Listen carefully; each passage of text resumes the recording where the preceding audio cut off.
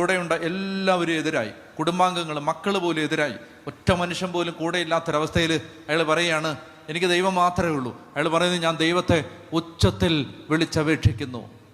നിങ്ങൾ ഏതെങ്കിലും ഇതുപോലെ ഒരു നിസ്സഹായതയുടെ നടുത്തളത്തിൽ നിങ്ങൾക്കൊന്നും ചെയ്യാൻ പറ്റാത്തൊരവസ്ഥയിലാണ് നിൽക്കുന്നതെങ്കിൽ ഈ രാത്രിയിൽ പരിശുദ്ധാത്മാവ് നിങ്ങളോട് പറയുന്നു, എന്നോട് പറയുന്നു, നമുക്കൊറ്റ ആശ്രയമേ ഉള്ളൂ, കർത്താവ് മാത്രം. കർത്താവ് മാത്രം. സഹായിക്കാൻ ദൈവം മാത്രമേ ഉള്ളൂ. വേറെ ആര് സഹായിച്ചാലും അത് ഗുണപ്പെടില്ല. പിടിക്കുന്ന എല്ലാ കരങ്ങളും ദുർബലമാണെന്ന് തിരിച്ചറിയുന്ന ഒരു നിമിഷം ജീവിതത്തിൽ എന്നെങ്കിലും ഒരിക്കൽ നമ്മളെല്ലാവരും അനുഭവിക്കും.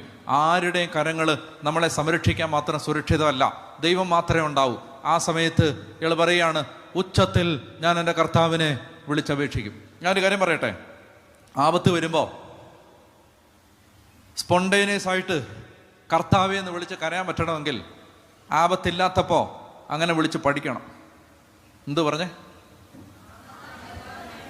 അല്ലെങ്കിലുണ്ടല്ലോ, അല്ലെങ്കിൽ എന്താ വിളിക്കാൻ വേണമെന്നറിയാം, അയ്യോ, അമ്മേ, അപ്പോ, ഇങ്ങനെ വിളിക്കത്തുള്ളൂ. ആപത്ത് വരുമ്പോ കർത്താവേന്ന് വായി വരണമെങ്കിൽ ആപത്തില്ലാത്തപ്പോ കർത്താവേന്ന് വിളിച്ച് ശീലിക്കണം. വല്ലതും മനസ്സിലായോ?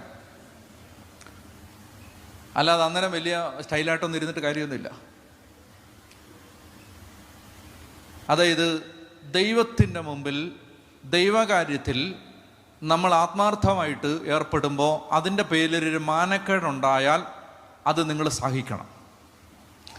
പള്ളിയിൽ നിങ്ങൾ ഉച്ചത്തിൽ പ്രാർത്ഥിക്കുന്നത് കണ്ട് വല്ലവരും നിങ്ങളെ ദുഷിച്ചാൽ അത് നിങ്ങൾ സന്തോഷത്തോടെ സഹിക്കണം. സഹിച്ചാൽ ഒരു ഗുണം എന്തെന്നറിയാം, ഈ ദുഷിച്ചവരുടെ മുമ്പിൽ ദൈവം നിങ്ങളെ ഇങ്ങനെ കയറ്റി കയറ്റി കയറ്റി കയറ്റി കയറ്റി കയറ്റി കൊണ്ടുപോയിക്കൊണ്ടിരിക്കും. കേൾക്കാൻ ചെവിയുള്ളവൻ കേൾക്കട്ടെ. മനസ്സിലായോ? ദുഷിക്കുന്നവരോട് ആരോടും ഒരു മറുപടിയും പറയാൻ പോകരുത്. കളിയാക്കുന്നവരെയും പരിഹസിക്കുന്നവരുടെയും വാക്കുകൾക്ക് മറുപടി പറയാൻ പോകരുത്. മനസ്സിലായോ?